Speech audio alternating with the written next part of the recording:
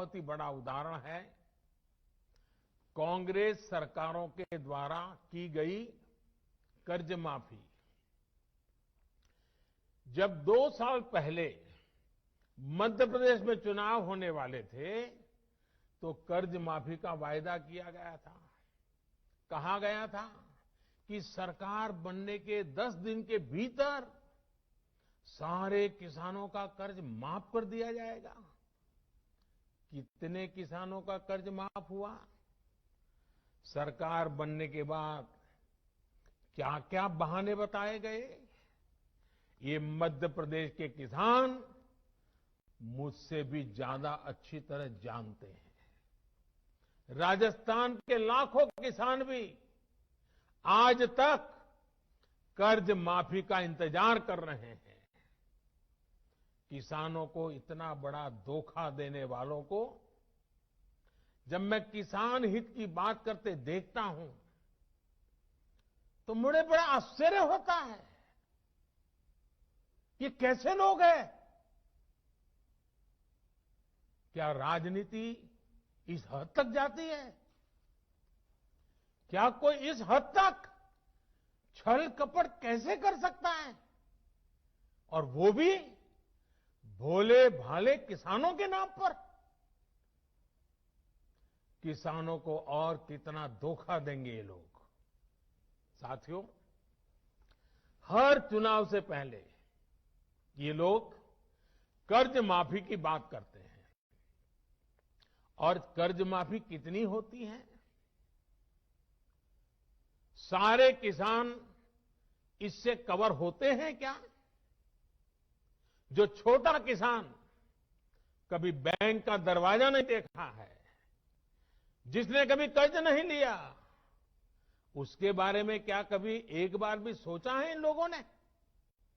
और नया पुराना हर अनुभव ये बताता है कि जितनी ये घोषणा करते हैं उतनी कर्ज माफी कभी नहीं करते। जितने पैसे ये भेजने की बात कर रहे हैं उतने पैसे किसानों तक कभी पहुंचते ही नहीं है। किसान सोचता था कि अब तो पूरा कर्ज माफ होगा और बदले में उसे मिलता था बैंकों का नोटिस और गिरफ्तारी का वारंट। और इस कर्ज माफी का सबसे बड़ा लाभ किसे मिलता था? इन लोगों के करीबियों को, नाते रिश्तेदारों को। अगर मेरे मीडिया के मित्र अगर थोड़ा खंगालेंगे तो ये सब 8-10 साल पहले की रिपोर्ट में उन्हें पूरी तरह कच्चा चिट्ठा मिल जाएगा। यही उनका चरित्र रहा है। किसानों की राजनीति का दम भरने वालों ने कभी इसके लिए आंदोलन नहीं किया, प्रदर्शन नहीं किया। कुछ बड़े किसानों का कर्ज 10 साल में एक बार माफ हो गया, इनकी राजनीतिक रोटी सिक गई, काम पूरा हो गया। फिर गरीब किसान को कौन पूछता है? वोट बैंक की राजनीति करने वाले इन लोगों ने और इन लोगों को देश अब भली भांति जान गया है, देश देख रहा है। देश हमारी नीयत में गंगा जल और मां नर्मदा के जल जैसी पवित्रता भी देख रहा है। इन लोगों ने 10 साल में एक बार कर्ज माफी करके लगभग 50,000 करोड़ रुपए देने की बात कही। 10 साल में एक बार 50,000 करोड़। हमारी सरकार ने जो पीएम किसान सम्मान योजना शुरू की है, उसमें हर साल किसानों को लगभग 75,000 करोड़ रुपए मिलेंगे। यानी 10 साल में लगभग 7.5 लाख करोड़ रुपया किसानों के बैंक खातों में सीधे ट्रांसफर। कोई लीकेज नहीं, किसी को कोई कमीशन नहीं, कट कल्चर का नामो निशान नहीं।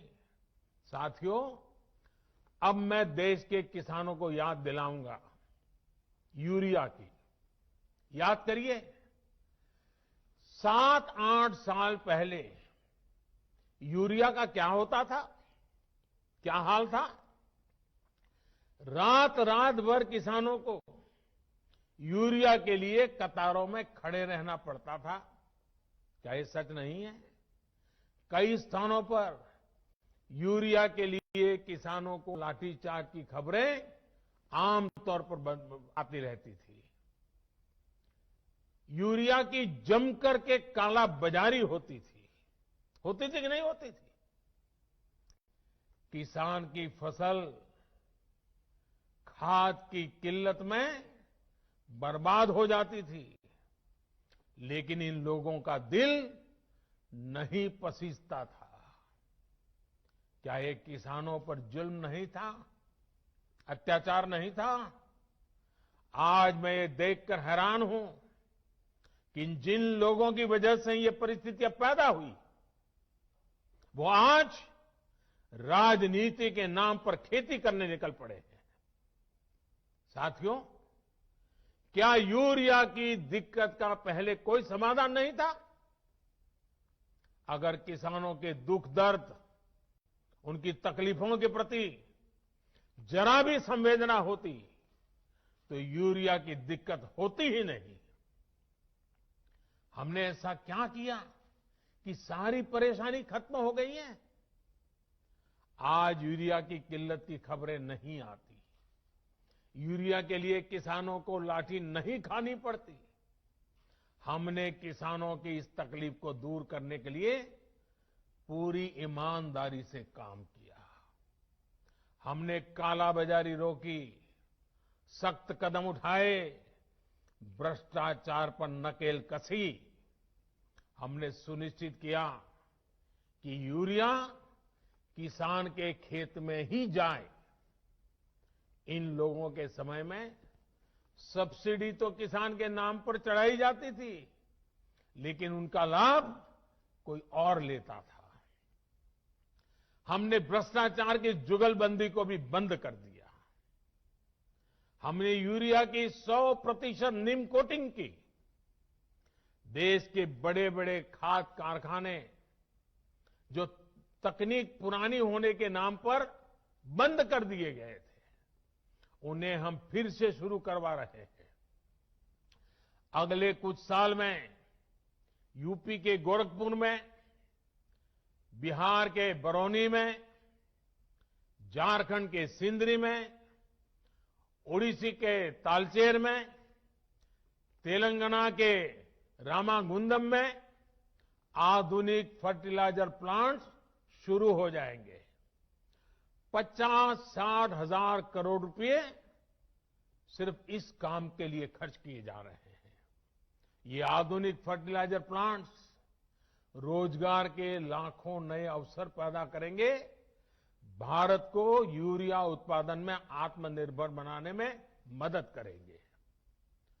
दूसरे देशों से यूरिया मंगवाने पर भारत के जो हजारों करोड़ रुपए खर्च होते हैं, उन्हें कम करेंगे। साथियों, इन खाद कारखानों को शुरू करने से इन लोगों को पहले कभी किसी ने नहीं रोका था, किसी ने मना नहीं किया था, किसी ने नहीं कहा था कि नई टेक्नोलॉजी मत लगाओ। लेकिन ये नियत नहीं थी, नीति नहीं थी, किसानों के प्रति निष्ठा भी नहीं थी। किसान से झूठे वायदे करने वाले सत्ता में आते रहो, झूठे वादे करते रहो, मलाई खाते रहो, यही इन लोगों का काम रहा है। साथियों, अगर पुरानी सरकारों को चिंता होती तो देश में 100 के करीब बड़े सिंचाई प्रोजेक्ट दशकों तक नहीं लटकते। बांध बनना शुरू हुआ तो 2500 साल तक बन ही रहा है। बांध बन गया तो नहरें नहीं बनी, नहरें बन गई तो नहरों को आपस में जोड़ा नहीं गया, और इसमें भी समय और पैसे दोनों की जमकर के बर्बादी की गई। अब हमारी सरकार हजारों करोड़ रुपए खर्च करके इन सिंचाई परियोजनाओं को मिशन मोड में पूरा करने में जुटी है, ताकि किसान के हर खेत में पानी पहुंचाने की हमारी इच्छा पूरी हो जाए। साथियों, किसानों की इनपुट कॉस्ट कम हो, लागत कम हो, खेती पर होने वाली लागत कम हो, इसके लिए भी सरकार ने निरंतर प्रयास किए हैं। किसानों को सोलर पंप बहुत ही कम कीमत पर देने के लिए देश भर में बहुत बड़ा अभियान चलाया जा रहा है। हम अपने अन्नदाता को ऊर्जा दाता भी बनाने के लिए काम कर रहे हैं। इसके अलावा हमारी सरकार अनाज पैदा करने वाले किसानों के साथ ही मधुमक्खी पालन, पशुपालन और मछली पालन को भी उतना ही बढ़ावा दे रही है। पहले की सरकार के समय देश में शहद का उत्पादन करीब 76,000 मैट्रिक टन, 76,000 मैट्रिक टन होता था। अब देश में 1,20,000 मैट्रिक टन से भी ज्यादा शहद, हनी का उत्पादन हो रहा है। 1,76,000। देश का किसान जितना शहद, मधु पहले की सरकार के समय निर्यात करता था, आज उससे 2 गुना शहद निर्यात कर रहा है। साथियों, एक्सपर्ट कहते हैं कि एग्रीकल्चर में मछली पालन वो सेक्टर है जिसमें कम लागत में सबसे ज्यादा मुनाफा होता है। मछली पालन को बढ़ावा देने के लिए हमारी सरकार ब्लू रिवॉल्यूशन स्कीम चला रही है। कुछ समय पहले ही 20,000 करोड़ रुपए की प्रधानमंत्री मत्स्य संपदा योजना भी शुरू की गई है। इन्हीं प्रयासों का ही नतीजा है कि देश में मछली उत्पादन के पिछले सारे रिकॉर्ड टूट चुके हैं। अब देश अगले 3-4 साल में मछली निर्यात को 1 लाख करोड़ रुपए से ज्यादा करने के लक्ष्य पर काम कर रहा है। भाइयों और बहनों, हमारी सरकार ने जो कदम उठाए, हमारी राज्य सरकारों ने जो कदम उठाए, और आज देख रहे हैं मध्य प्रदेश में किस प्रकार से किसानों की भलाई के लिए काम हो रहे हैं, वो पूरी तरह किसानों को समर्पित है।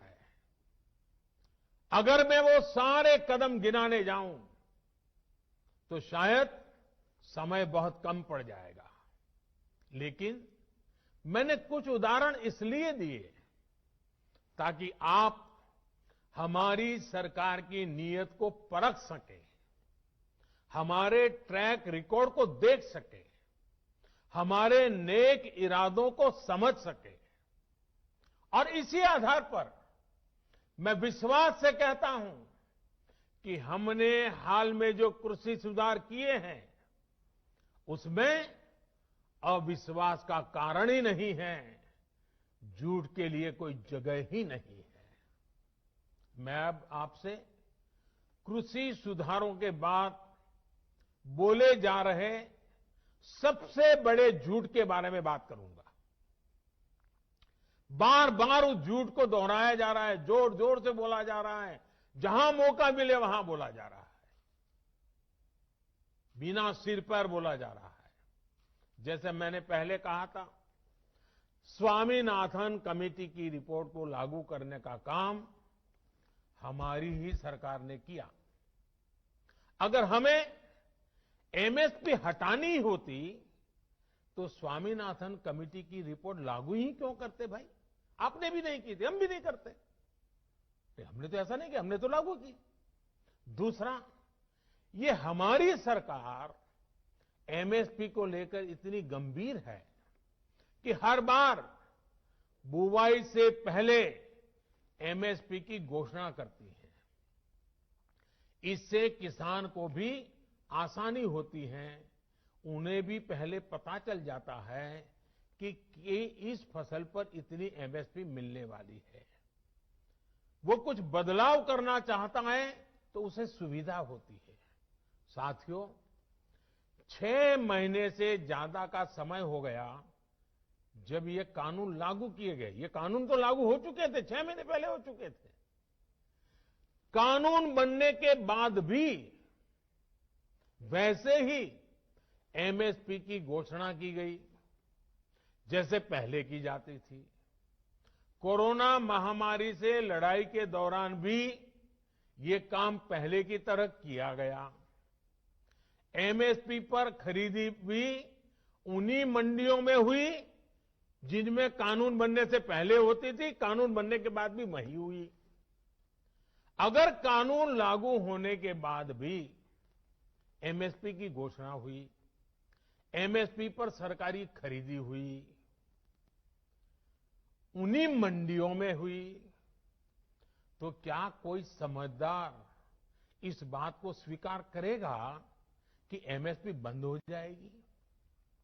और इसलिए मैं कहता हूं, इससे बड़ा कोई झूठ नहीं हो सकता, इससे बड़ा कोई षड्यंत्र नहीं हो सकता। और इसलिए मैं देश के प्रत्येक किसान को ये विश्वास दिलाता हूं कि पहले जैसे एमएसपी दी जाती थी वैसे ही दी जाती रहेगी। एमएसपी न बंद होगी न समाप्त होगी। साथियों, अब मैं आपको जो आंकड़े दे रहा हूं वो दूध का दूध और पानी का पानी कर देंगे। पिछली सरकार के समय गेहूं पर एमएसपी थी 1400 रुपये प्रति क्विंटल। हमारी सरकार प्रति क्विंटल गेहूं पर 1975 रुपये एमएसपी दे रही है। पिछली सरकार के समय धान पर एमएसपी थी 1310 रुपये प्रति क्विंटल।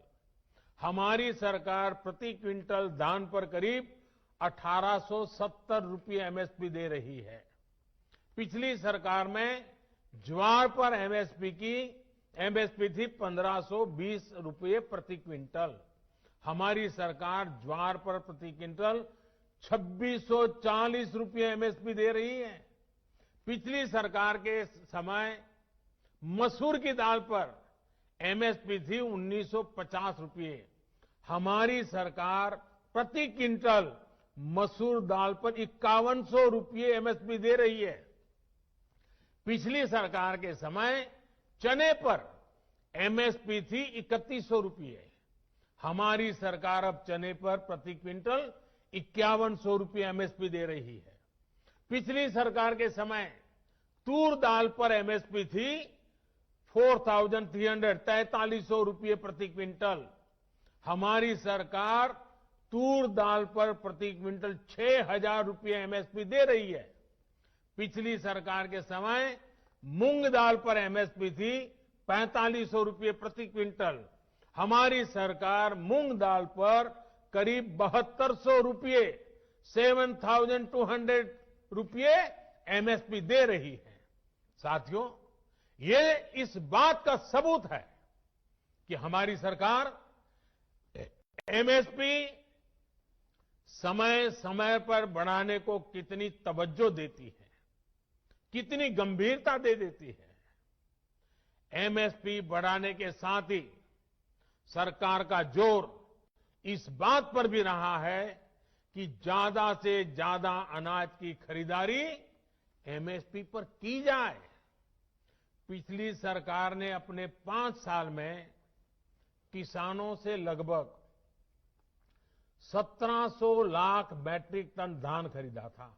ये आंकड़े याद रखना। हमारी सरकार ने अपने 5 साल में 3000 लाख मैट्रिक टन धान किसानों से एमएसपी में खरीदा, करीब करीब डबल। पिछली सरकार ने अपने 5 साल में करीब 3.25 लाख मैट्रिक टन तिलहन खरीदा था। हमारी सरकार ने अपने 5 साल में 56 लाख मैट्रिक टन से ज्यादा एमएसपी पर खरीदा है। अब सोचिए, कहां 3.25 लाख और कहां 56 लाख। यानी हमारी सरकार ने न सिर्फ एमएसपी में वृद्धि की, बल्कि ज्यादा मात्रा में किसानों से उनकी उपज को एमएसपी पर खरीदा है। इसका सबसे बड़ा लाभ यह हुआ है कि किसानों के खाते में पहले के मुकाबले कहीं ज्यादा पैसा पहुंचा है। पिछली सरकार के 5 साल में किसानों को धान और गेहूं की एमएसपी पर खरीदने के बदले में 3,74,000 करोड़ रुपए मिले थे। हमारी सरकार ने इतने ही साल में गेहूं और धान की खरीद करने किसानों को 8 लाख करोड़ रुपए से ज्यादा दिए हैं। साथियों, राजनीति के लिए किसानों का उपयोग करने वाले लोगों ने किसान के साथ क्या बर्ताव किया, इसका एक और उदाहरण है दलहन की खेती। 2014 के समय को याद कीजिए, किस प्रकार देश में दालों का संकट था। देश में मचे हाहाकार के बीच दाल विदेशों से मंगाई जाती थी। हर रसोई का खर्च दाल की बढ़ती कीमतों के साथ बढ़ रहा था। जिस देश में दुनिया में सबसे ज्यादा दाल की खपत है, उस देश में दाल पैदा करने वाले किसानों को तबाह करने में इन लोगों ने कोई कसर नहीं रखी थी। किसान परेशान था और वो मौज ले रहे थे। जो दूसरे देशों से दाल मंगवाने के काम में उनको मजा आता था। ये बात मैं मानता हूं कि कभी कभार प्राकृतिक आपदा आ जाए, अचानक कोई संकट आ जाए, तो विदेश से दाल मंगवाई जा सकती है। देश के नागरिकों को भूखा नहीं रखा सकता। लेकिन हमेशा ऐसा क्यों हो? साथियों, ये लोग दाल पर ज्यादा एमएसपी भी नहीं देते थे और उसकी खरीद भी नहीं करते थे। हालत ये थी कि 2014 से पहले के 5 साल, उनके 5 साल, उन्होंने सिर्फ 1.5 लाख मैट्रिक टन दाल ही किसानों से खरीदी। 1.5 लाख मैट्रिक टन, ये आंकड़ा याद रखिए भाइयों बहनों। सिर्फ 1.5 लाख मैट्रिक टन दाल खरीदी। जब 2014 में हमारी सरकार आई तो हमने नीति भी बदली और बड़े निर्णय भी लिए। हमने किसानों को भी दाल की पैदावार के लिए प्रोत्साहित किया। भाइयों और बहनों, हमारी सरकार ने किसानों से पहले की तुलना में 112 लाख मैट्रिक टन, मैं दोबारा बोलता हूं, 112 लाख मैट्रिक टन दाल एमएसपी पर खरीदी। सोचिए, 1.5 लाख उनके जमाने में, वहां से हम सीधे ले गए 112 लाख मैट्रिक टन। उन लोगों ने अपने 5 सालों में दाल किसानों को, दाल पैदा करने वाले किसानों को कितना रुपया दिया? 650 करोड़ रुपए। हमारी सरकार ने क्या किया? हमने करीब करीब 50,000 करोड़ रुपए दाल पैदा करने वाले किसानों को दिया। कहां 600 करोड़, कहां 50,000 करोड़। आज दाल के किसान को भी ज्यादा पैसा मिल रहा है, दाल की कीमतें भी कम हुई हैं, जिससे गरीब को सीधा फायदा हुआ है। जो लोग किसानों को न एमएसपी दे सके, न एमएसपी पर ढंग से खरीद सके, वो एमएसपी पर किसानों को गुमराह कर रहे हैं।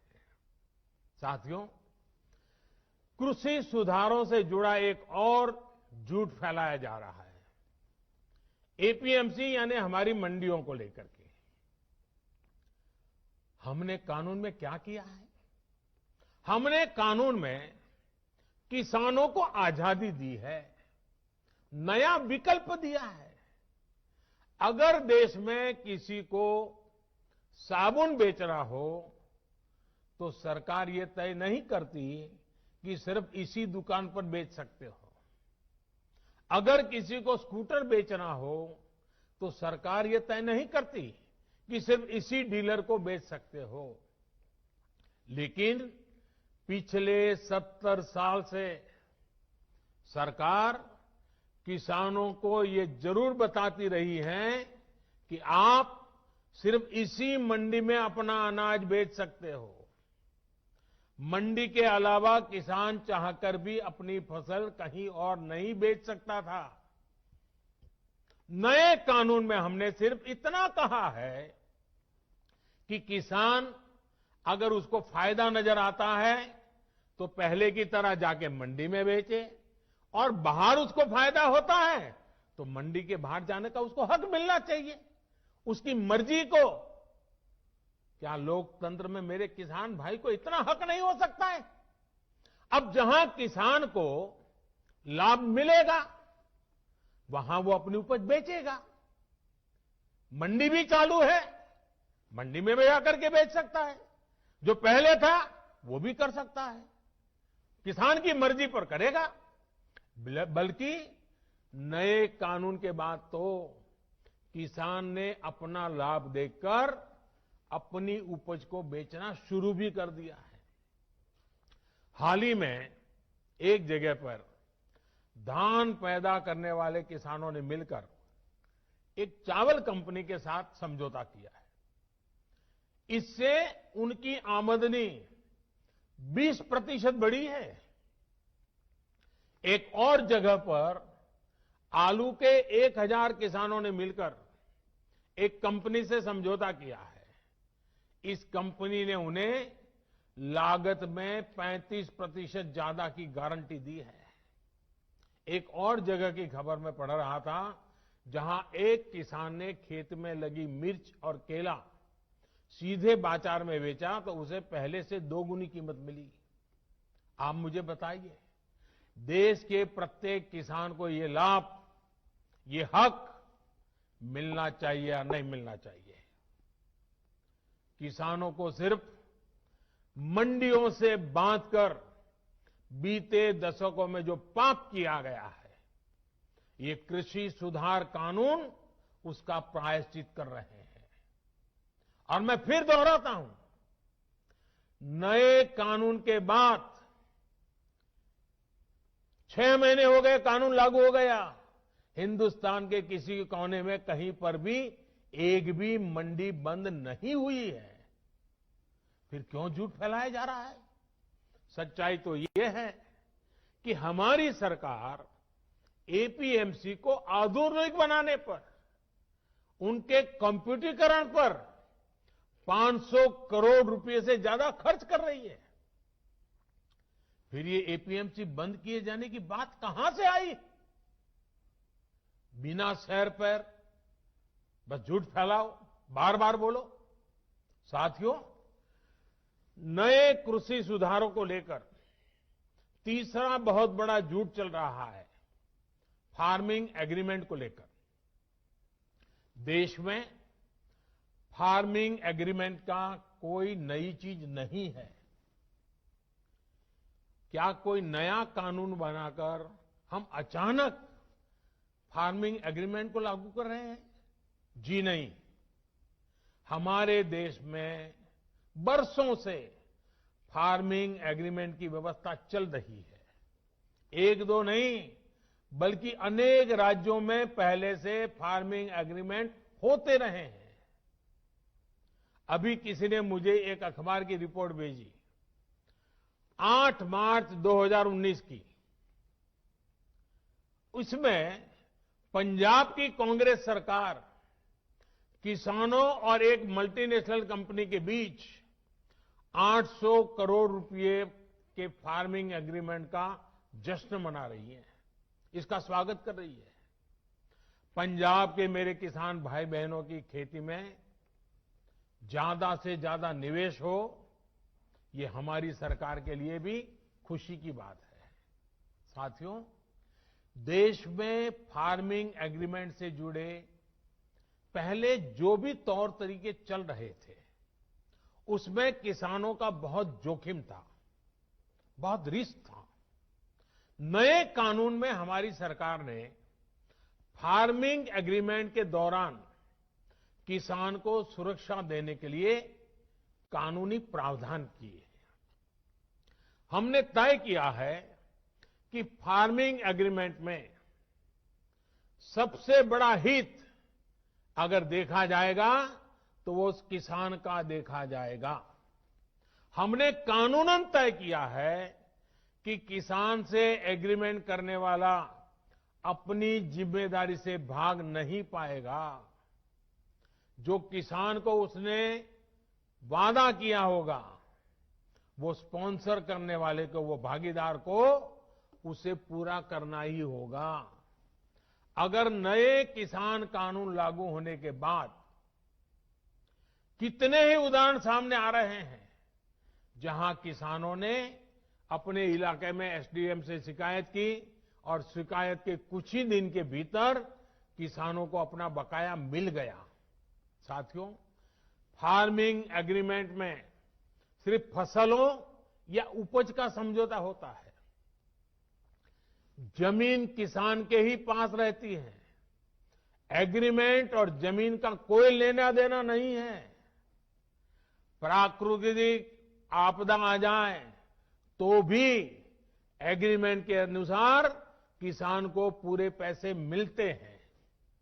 नए कानूनों के अनुसार अगर अचानक, यानी जो एग्रीमेंट तय हुआ है, लेकिन जो स्पॉन्सरर है, जो भागीदार है, जो पूंजी लगा रहा है, और अचानक मुनाफा बढ़ गया, और किसान के कॉन्ट्रैक्ट में तो कम पैसा है लेकिन मुनाफा बढ़ गया, तो इस कानून में ऐसा प्रावधान है कि जो बढ़ा हुआ मुनाफा है, किसान को उसमें से भी कुछ हिस्सा देना पड़ेगा।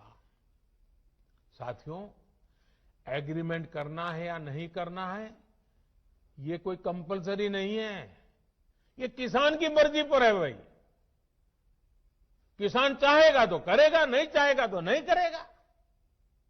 लेकिन कोई किसान के साथ बेईमानी न कर दे, किसान के भोलेपन का फायदा उठा न ले, इसके लिए कानून की व्यवस्था की गई है। नए कानून में जो सख्ती दिखाई गई है वो स्पॉन्सर करने वाले के लिए है, किसान के लिए नहीं है। स्पॉन्सर करने वाले को एग्रीमेंट खत्म करने का अधिकार नहीं है। अगर वो एग्रीमेंट खत्म करेगा तो उसे भारी जुर्माना किसान को देना होगा। लेकिन अब वही एग्रीमेंट किसान समाप्त करना चाहे तो किसी भी समय बिना जुर्माने के वो किसान अपना फैसला ले सकता है।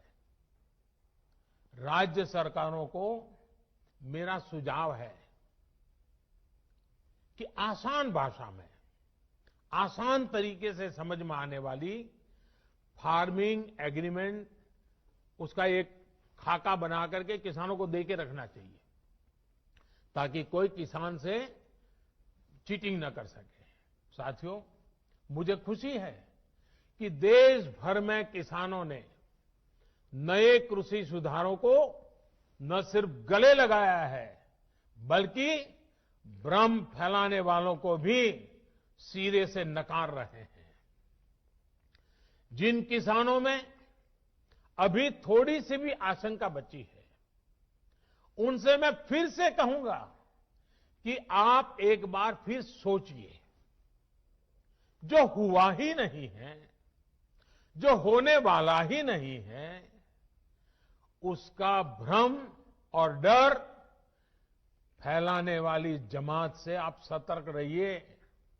ऐसे लोगों को मेरे किसान भाइयों बहनों पहचानिए। इन लोगों ने हमेशा किसानों से धोखा दिया है, उनको धोखा दिया है, उनका इस्तेमाल किया है और आज भी यही कर रहे हैं। मेरी इस बातों को, इसके बाद भी, सरकार के इन प्रयासों के बाद भी अगर किसी को कोई आशंका है तो हम सर झुकाकर किसान भाइयों के सामने हाथ जोड़कर बहुत ही विनम्रता के साथ देश के किसान के हित में उनकी चिंता का निराकरण करने के लिए हर मुद्दे पर बात करने के लिए तैयार हैं। देश का किसान, देश के किसानों का हित हमारे लिए सर्वोच्च प्राथमिकताओं में से एक है। साथियों, आज मैंने कई बातों पर विस्तार से बात की है। कई विषयों पर सच्चाई देश के सामने रखी है। अभी 25 दिसंबर को श्रद्धेय अटल जी की जन्म जयंती पर एक बार फिर मैं इस विषय पर देश भर के किसानों के साथ विस्तार से बात करने वाला हूं। उस दिन पीएम किसान सम्मान निधि की एक और किस्त करोड़ों किसानों के बैंक खातों में एक साथ ट्रांसफर की जाएगी। भारत का किसान बदलते समय के साथ चलने के लिए, आत्मनिर्भर भारत बनाने के लिए मेरे देश का किसान चल पड़ा है। नए संकल्पों के साथ नए रास्तों पर हम चलेंगे भी और यह देश सफल होगा, ये देश का किसान भी सफल होगा। इसी विश्वास के साथ मैं फिर एक बार मध्य प्रदेश सरकार का अभिनंदन करते हुए आज मध्य प्रदेश के लाखों लाखों किसानों के साथ मुझे अपनी बातें बताने का मौका मिला, इसके लिए सबका आभार व्यक्त करते हुए मैं फिर एक बार आप सबको बहुत बहुत शुभकामनाएं देता हूं। बहुत बहुत धन्यवाद।